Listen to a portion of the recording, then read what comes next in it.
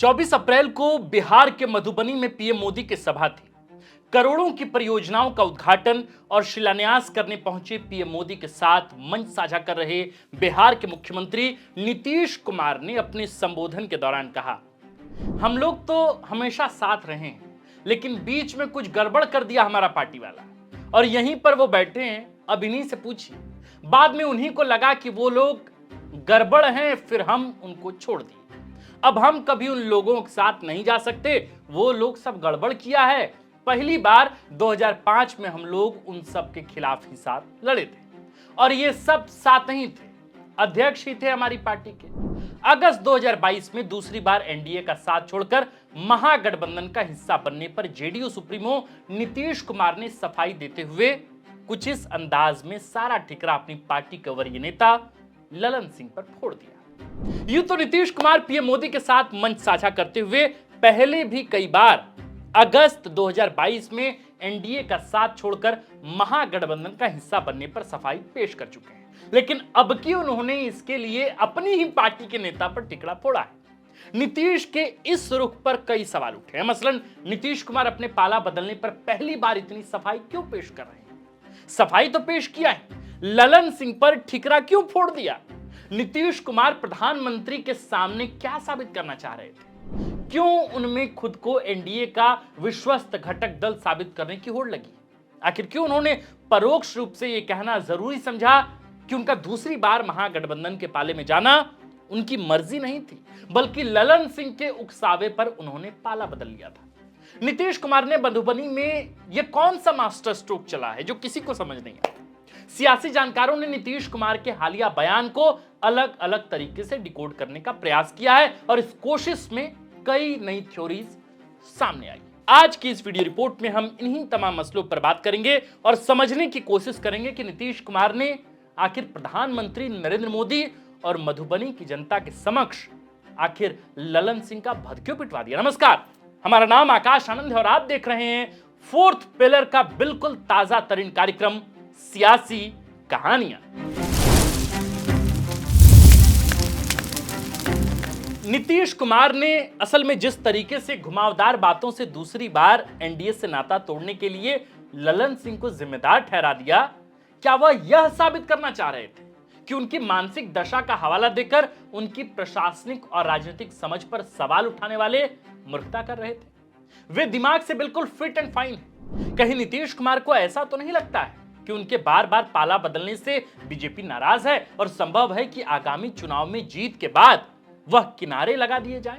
तो ऐसे में खुद को भाजपा का विश्वस्त सहयोगी साबित करने की होड़ में उन्होंने सारा का सारा ठिकरा ही ललन सिंह पर फोड़ दिया। कहीं पीएम मोदी के सामने ललन सिंह के जरिए नीतीश कुमार ने आरजेडी सुप्रीमो लालू प्रसाद यादव को तो संदेश देने का प्रयास नहीं किया कि उनकी मानसिक स्थिति का हवाला देकर हल्के में लेना आरजेडी को भारी पड़ेगा। पिछले करीब 6 महीनों से अलग अलग घटनाक्रम की वजह से विपक्ष नीतीश कुमार की प्रशासनिक और सियासी योग्यता पर सवाल उठा रहा था। इनफैक्ट हाल ही में आरजेडी की तरफ से उनका मेडिकल बुलेटिन तक मांग लिया गया था। नीतीश कुमार के बेटे निशांत पिता नीतीश को अगले 5 साल तक के लिए सीएम पद के लिए मेडिकल, फिजिकली और मेंटली फिट बताते हुए अनफिट वाली बातों को विपक्ष की साजिश बताते रहे। और अब नीतीश कुमार ने कहीं नए राजनीतिक दांव के जरिए यही साबित तो करने का प्रयास नहीं किया कि उनकी समझदारी पर शक करने वालों को एक तरह से उन्होंने मैसेज दिया कि आप बहुत नासमझ हैं। सियासी जानकार मानते हैं कि चुनावी रैलियों और मीडिया के माइक से सामने आप चाहे जितना नीतीश कुमार को नकार लीजिए, लेकिन वे अब भी बिहार की सियासत में उतने ही प्रासंगिक हैं। गौरतलब है कि पिछले दिनों नीतीश कुमार की मानसिक दशा का हवाला देकर जेडीयू में ही नए नेतृत्व की संभावनाओं पर बात चल रही थी। कहा जा रहा था कि नीतीश खत्म माने जेडीयू खत्म। दावा है कि लगातार उठते सवालों के बीच पावर सेंटर परिवार में ही रखने की जुगत में वे नीतीश कुमार अपने बेटे निशांत को सक्रिय राजनीति में ले आए, जो अब तक परिवारवाद पर हमला करते रहे थे। कुछ सियासी जानकारों को लगता है कि नीतीश कुमार को शायद यह संदेह हो चला था कि उनके गिरते स्वास्थ्य की अटकलों के बीच ललन सिंह पार्टी की कमान अपने हाथों में लेने की महत्वाकांक्षा रखते हैं। तो ऐसे में नीतीश कुमार ने मौका और दस्तूर देखा और भरे मंच में पीएम मोदी के सामने पाला बदलने का ठिकरा ललन सिंह पर फोड़कर झटका दे दिया।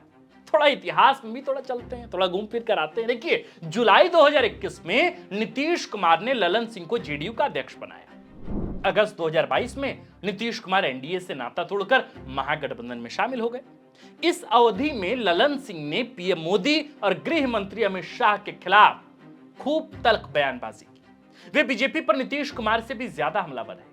वैसे भी सियासी गलियारों में तब ललन सिंह की आरजेडी से नजदीकियों की खूब चर्चा रहती थी। दिसंबर 2023 में नीतीश कुमार ने ललन सिंह से इस्तीफा मांग लिया। जनवरी 2024 में दोबारा एनडीए का हिस्सा बन गए।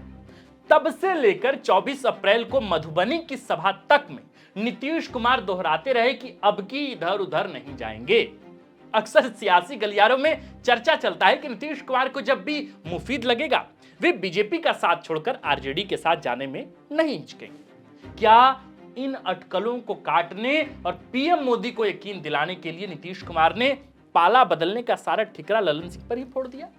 क्या ललन सिंह उन नेताओं की फहरिस्त में शामिल हैं या शामिल हो जाएंगे जिनको नीतीश कुमार ने समय समय पर अपने मन मुताबिक ठिकाने लगाया है? कई सियासी जानकारों का कहना है कि किसी भी राजनीतिक दल में कोई भी फैसला लेने से पहले विचार विमर्श तो होता है, सलाह मशवरा लिया जाता है। हो सकता है कि ललन सिंह ने ही अगस्त 2022 में नीतीश कुमार को एनडीए का साथ छोड़कर महागठबंधन का हिस्सा बनने की सलाह दी होगी। लेकिन सवाल है कि क्या ललन सिंह नीतीश कुमार को इसके लिए मजबूर कर सकते थे क्या? गौर कीजिएगा कि यही वह समय था जबकि इंडिया गठबंधन की आधारशिला रखी गई थी। नीतीश कुमार ही इसके सूत्रधार भी थे। उन्होंने अलग अलग राज्यों में जाकर वहां की गैर बीजेपी सरकारों और क्षेत्रीय पार्टियों से मुलाकात कर एक मंच पर आने के लिए मनाया था। कहा जाता है कि नीतीश कुमार चाहते थे कि उनको इंडिया गठबंधन का संयोजक बनाया जाए, लेकिन कई मीटिंग्स में ऐसा नहीं हुआ और कांग्रेस ने इसे टेक ओवर किया तो नीतीश नाराज हो गए और बीजेपी के साथ हो लिए। गौरतलब है कि 2005 से ही नीतीश कुमार और भारतीय जनता पार्टी के साथ बिहार में रहा है। 2013 में जब बीजेपी ने तब गुजरात के मुख्यमंत्री रहे नरेंद्र मोदी को पीएम पद का उम्मीदवार घोषित किया तो नीतीश कुमार नाराज हो गए। उन्होंने एनडीए से नाता तोड़ लिया। 2015 का अगला विधानसभा चुनाव महागठबंधन के साथ लड़े। महागठबंधन को सत्ता भी मिली। यही वो चुनाव था जब नीतीश की अगुवाई में गठित सरकार में तेजस्वी यादव उप मुख्यमंत्री और तेज प्रताप यादव स्वास्थ्य मंत्री बनाए गए। हालांकि 2 ही साल में नीतीश कुमार असहज हो गए और 2017 में एनडीए में आ गए।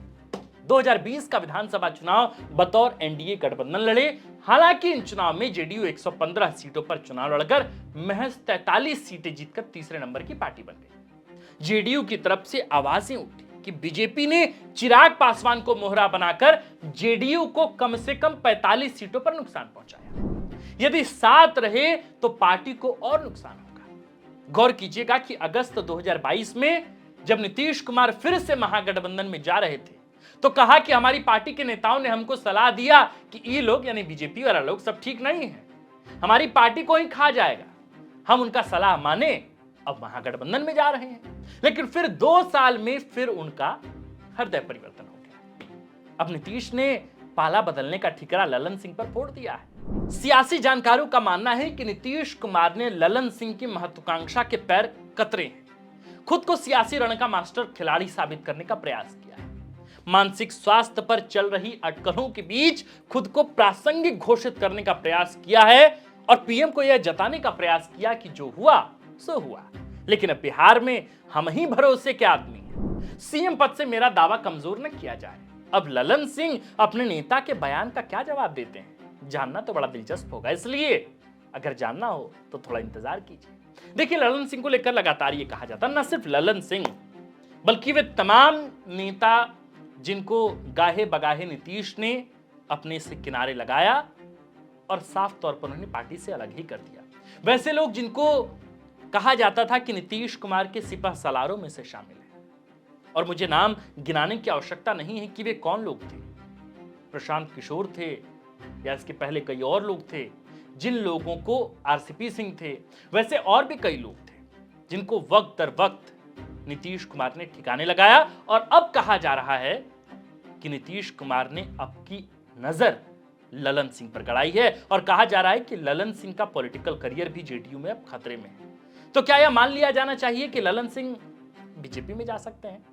हालांकि फिलहाल ये तमाम अटकलें हैं और अटकलों का बाजार फिलहाल इसलिए भी गर्म है क्योंकि महज कुछ महीने बाद बिहार में विधानसभा के चुनाव होने हैं। बहरहाल, आप नीतीश कुमार के इस प्लान ऑफ एक्शन को कैसे देखते हैं, उनके इस बयान को कि उन्होंने जो पाला बदला था वो ललन सिंह के कहने पर ही बदला था, इस बयान को आप किस तरह से डिकोड करते हैं, हमें थोड़ा कमेंट में बताइए। बाकी आप देख रहे हैं द फोर्थ पिलर बिहार। हमारा नाम आकाश आनंद है, कैमरे के पीछे है विक्की और इस खबर को लिखा है हमारे प्रिय साथी और कंटेंट हेड सूरज ठाकुर। शुक्रिया।